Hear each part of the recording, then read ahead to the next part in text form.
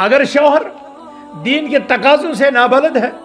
بیوی کے حقوق نہ جاننے والا ہے، تو وہ بھی بیوی سے ان چیزوں کا تقاضا کرتا ہے جن کا ان سے شریعت اسلامی نے مکلف نہیں بنایا۔ اور اسی طرح کوئی خاتون جب اپنا مقام، اپنا وجود، اپنی حقیقت اور شریعت اسلامی میں اس کے لیے متعین کردہ حقوق اور واجبات کو نہیں پہچانتی ہے، تو وہ بھی اپنی اس جنت نما، اس اطمینان و سکون کی جگہ کو جہنم زار بنا دیتی ہے۔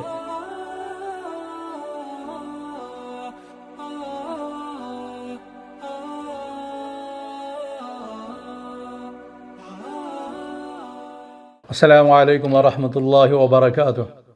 نحمدہ ونصلی علی رسولہ الکریم، اما بعد۔ معزز سامعین کرام، ناظرین اعظام، آج ہم ایک اہم موضوع لے کر کے آپ کی خدمت میں حاضر ہیں، اور وہ موضوع ہے جو ہمارے عائلی نظام اور گھریلو سسٹم سے متعلق تعلق رکھتا ہے، کیونکہ آپ جانتے ہیں کہ اسلامی نظام معاشرہ یا اسلامی معاشرہ مختلف گھروں اور مختلف بستیوں کے اجتماع سے وجود میں آتا ہے، اور بستیاں گھروں سے اور گھر افراد سے بنتے ہیں، اور شریعت اسلامیہ نے قرابت اور رحم کے اعتبار سے خاندان جوڑے ہیں، افرادوں کے رشتے متعین کیے ہیں، چونکہ اللہ سبحانہ و تعالیٰ نے سارے نسل انسانی کو آدم اور ان کی اہلیہ حوا سے پیدا کیا ہے، اور انہی سے یہ ساری ذریت پورے جہاں میں پھیلا دی ہے، اور پھر نسل انسانی کے دوام کے لیے نکاح کا ایک مقدس رشتہ اور عمل شریعت اسلامی نے متعین کیا ہے، اور ایمان اور اخلاقیات کی بنیادوں کو مد نظر رکھتے ہوئے پھر دو اجنبی مرد اور عورت نکاح کے بندھن میں بندھ کر کے ایک گھر کی تاسیس ڈالتے ہیں۔ اگر اس کی بنیادیں ایمان اور تقوی، دینداری پر مبنی ہوں تو یہ گھر جنت نما بنتا ہے اس دنیا میں ہونے کے باوجود، جو اطمینان، سکون، محبت، مودت، الفت، یکجہتی، اتحاد کا ایک نمونہ اور ماڈل بنتا ہے۔ لیکن جب یہ بندھن ایمان اور اخلاقی تقاضوں کو صرف نظر کر کے محض ڈگریوں، محض مال و دولت اور محض حسب و نسب اور محض حسن و جمال کو دیکھ کر کے کیا جائے، تو لازمی طور پر اس کے اثرات انسانی سماج اور اس گھر پر پڑتے ہیں، اور اس گھر کے رشتوں پر پڑتے ہیں۔ نتیجتاً لوگ ایک دوسرے کو اور اس کے حقوق کو اور ان کی ذمہ داری کو سمجھ نہیں پاتے ہیں، اور جہاں حقوق کی ادائیگی امانت داری کے ساتھ نہ ہو تو وہاں تصدم کثرت سے وجود میں آتا ہے۔ آج کل کے دور میں ہم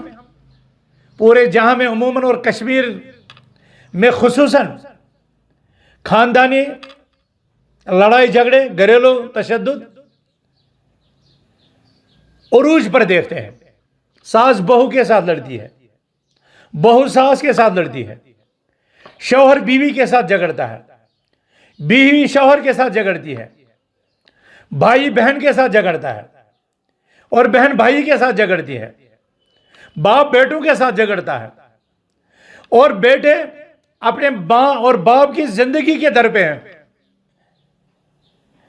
اور آئے روز ہم ایک دوسرے کے ہاتھوں ایک دوسرے کو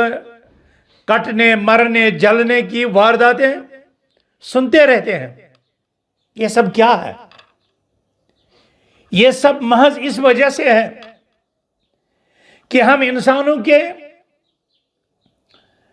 لباس میں بھی اپنے اندر भेड़िया सिफात रखते हैं, हैवानियत और बहीमियत के दलदल में फंसे हुए हैं। अल्लाह सुब्हानहू तआला के उस अजीम निज़ाम शरीयत की आला तालीमात को यकसर फरामोश करने की वजह से हम इस बहीमियत और हैवानियत के दलदल में फंसे हैं कि आज बेटा अपनी माँ को मारता है, कभी लड़का अपने बाप को मारता है, कभी सास अपनी बहू को जला देती है, कभी बीवी अपने शौहर के हाथों पिटती है। नाज़रीन किराम, शरीयत इस्लामिया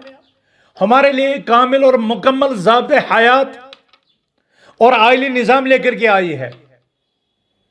जब हम शरीयत इस्लामिया के मकासद को परखते हैं तो हमें दीन इस्लाम की बुनियादी ज़रूरतें 5 चीज़ों में महसूर होती दिखती हैं। हमारा दीन इस्लाम अदियान की दीन की हिफाजत, अक़ीदे की हिफाजत, नफ्स की हिफाजत यानी जान की हिफाजत, अक्ल की हिफाजत, इज्जत की हिफाजत, नस्ल की हिफाजत और माल की हिफाजत के लिए आया है। शरीयत के सारे अहकामात इन 5 चीजों के तहफ़्फ़ुज़ के इर्द गिर्द घूमते हैं और जो शरई मनहियात और मुहर्रमात हैं वो चीजें कहीं न कहीं इन 5 चीजों में किसी के ज़रर और किसी के ज़िया और किसी के नुकसान के इर्द गिर्द घूमती हैं, उस नुकसान तक पहुंचाती हैं। लेकिन जब हम शरीयत के अहकामात को बजा लाते हैं और शरीयत में हराम करदा चीज़ों से इज्तिनाब करते हैं तो हमारे दीन भी महफूज हो जाते हैं, हमारी जान भी महफूज हो जाती है, हमारी इज्जत भी महफूज हो जाती है, हमारी अक्ल भी महफूज रहती है, हमारी नस्ल भी महफूज रहती है और हमारा माल भी महफूज हो जाता है। लेकिन चूंकि हमारे घरों में, हमारे फैमिली सिस्टम में शरीयत को वो जगह नहीं है, वो तरजीह नहीं है, वो अहमियत नहीं है, उसकी वो तालीम आम नहीं है जो उसको देने का हक है। इसीलिए कोई भी औरत अपनी बेटी को तो पहचानती है, उसकी खुशी गमी को तो पहचान लेती है, लेकिन उसे अपनी बहू की शक्ल में एक घर की नौकरानी, एक कनीज, एक खादमा नजर आती है कि जिसको ना आराम का वक्त है, जिसको ना अपने रिश्तों की अदायगी का कोई हक है, बल्कि वो 24 घंटा एक नौकरानी की तरह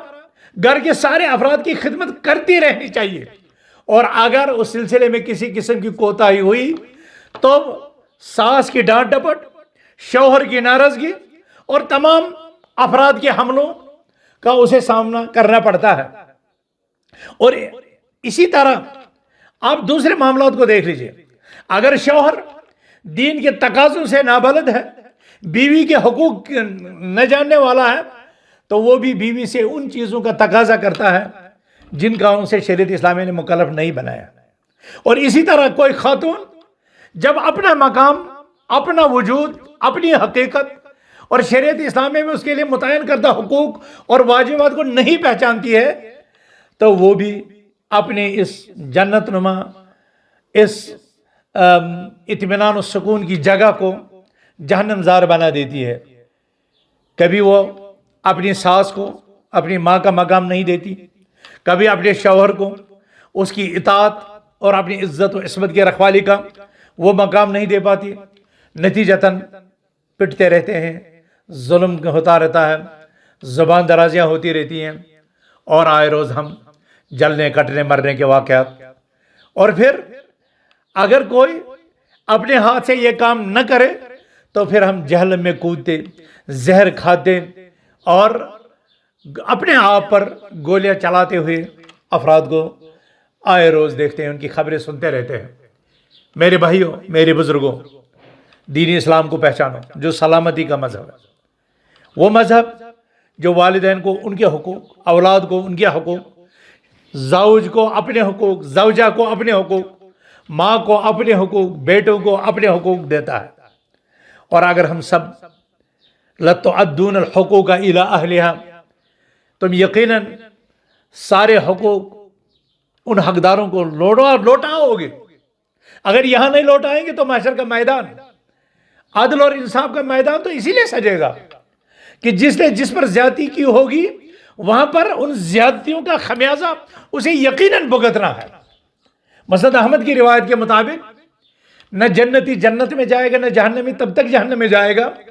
جب تک نہ ہر حق والے کو اس کا حق واپس لوٹا دیا جائے۔ پیارے آقا صلی اللہ علیہ وسلم نے فرمایا حتی اللہ تما،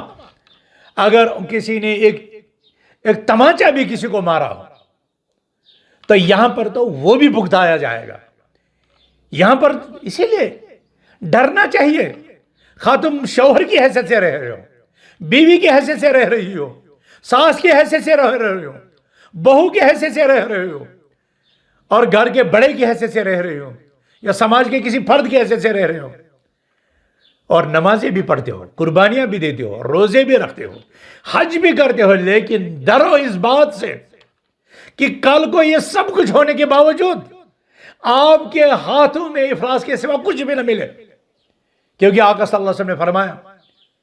کہ کتنے لوگ ایسے ہوں گے جو روزوں، نمازوں اور صدقات و زکوٰۃ کے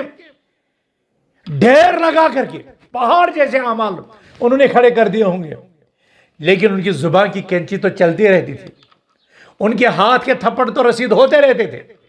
ان کی سازشیں تو چلتی رہتی تھی۔ کسی پر ظلم ہوا، کسی پر ہاتھ چلا، کسی کی جان لے لی، کسی پر تہمت لگا دی، کسی کا مال ہڑپ کر دیا، کسی کی جان ہی لے لی، تو یہ سارے مظلومین قیامت کے دن رب کے دربار میں کھڑے ہوں گے اور ہر ایک اپنے اپنے حق کا مطالبہ کرے گا۔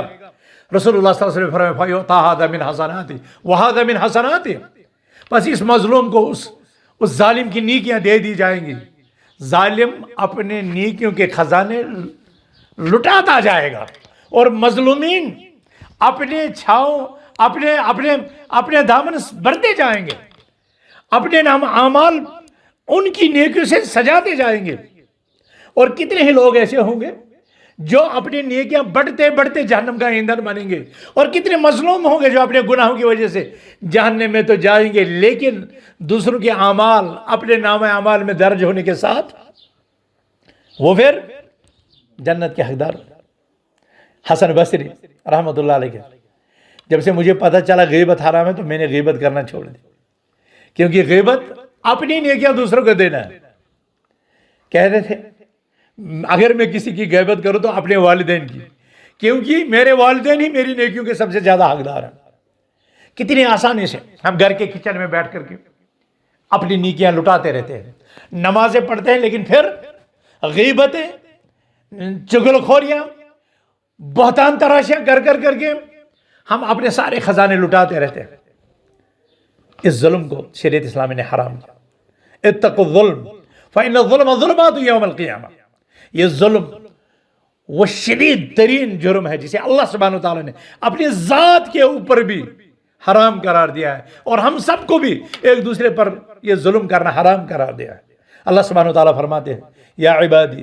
انی حرمت الظلم علی نفسی وجعلتہ بینکم محرما فلا تظالموا۔ اے میرے بندو، میں نے ظلم کو اپنی ذات پر حرام کر دیا اور تمہیں بھی ایک دوسرے پر ظلم کرنا حرام کر دیا۔ جس امت کے پاس، جس سماج کے پاس، جن لوگوں کے پاس شریعت کا اتنا عظیم فلسفہ حیات ہو، نظام عدل ہو، آئلی سسٹم ہو، وہاں پر بہو، تیل، مٹی کا تیل لگا کر کے جلا دی جائے، گیس کی نظر کر دی جائے، وہ دریا میں کودنے پر مجبور کر دی جائے، بیٹا اپنی ماں پر ہاتھ اٹھائے، بیٹا اپنے والد پر ہاتھ اٹھائے، نہیں، یہ ہمارے سماج کو زیب نہیں دیتا، یہ ہمارے معاشرے کو زیب نہیں دیتا۔ یہ ان کا تو مذہب ہو سکتا ہے، یہ ان کا طریقہ تو ہو سکتا ہے، جو اللہ کو نہیں مانتے، جو رسول اللہ صلی اللہ علیہ وسلم کو نہیں مانتے، جو دین اسلام کو نہیں مانتے، جن کے پاس اتنی روشن اور اعلیٰ تعلیمات نہیں ہے، وہ تو کر سکتے ہیں یہ، جبکہ وہ بھی نہیں کریں گے، ان کو بھی نہیں کرنا چاہیے۔ لیکن جن کے پاس اتنا عظیم نظام رحمت ہو، نظام اخلاق حسنہ ہو، ان لوگوں کے گھروں میں گھریلو تشدد ہو، بیٹوں پر ظلم ہو، والدین پر ظلم ہو، زوجین پر ظلم ہو، بیٹیوں، نندوں پر اور بھابھیوں پر، بہوؤں پر، پڑوسیوں پر، رشتوں پر ظلم و زیادتی ہو، نہیں، دین اسلام یہ نہیں سکھلاتا۔ بلکہ دین اسلام ہمیں امن، سکون، چین، جیو اور جینے دو، لا ضرر ولا ضرار کی عظیم پالیسیاں دیتا ہے۔ یہی ہمارے دین اسلام کا حسن ہے، اور اسی اخلاق حسنہ سے ہمارا دین پورے عالم میں پھیلا ہے۔ آئیے ہم گھریلو اویئرنیس، گھریلو حقوق کی اویئرنیس، بیداری مہم جگائیں اپنی ریاست میں، اپنے علاقوں میں، اپنے گھروں میں، اپنے محلوں میں، اپنے سماج میں، اور بیٹیوں کو پٹنے سے، بہوؤں کو مرنے سے، بیویوں پر ظلم و زیادتی سے، ساسوں کی نافرمانی سے یا بہوؤں کی حق طلبی سے ہم اپنے گھروں کو پاک کریں، صاف کریں۔ اللہ تعالیٰ آپ کو بھی اور ہم سب کو بھی حقوق الہی اور حقوق العباد اور حقوق الحیوان تک ادا کرنے کی توفیق عطا فرمائے۔ اقول قولی ھذا واستغفر اللہ لی ولکم ولسائر المؤمنین انہ تعالی جواد کریم ملک بر رؤوف رحیم۔ السلام علیکم ورحمۃ اللہ وبرکاتہ۔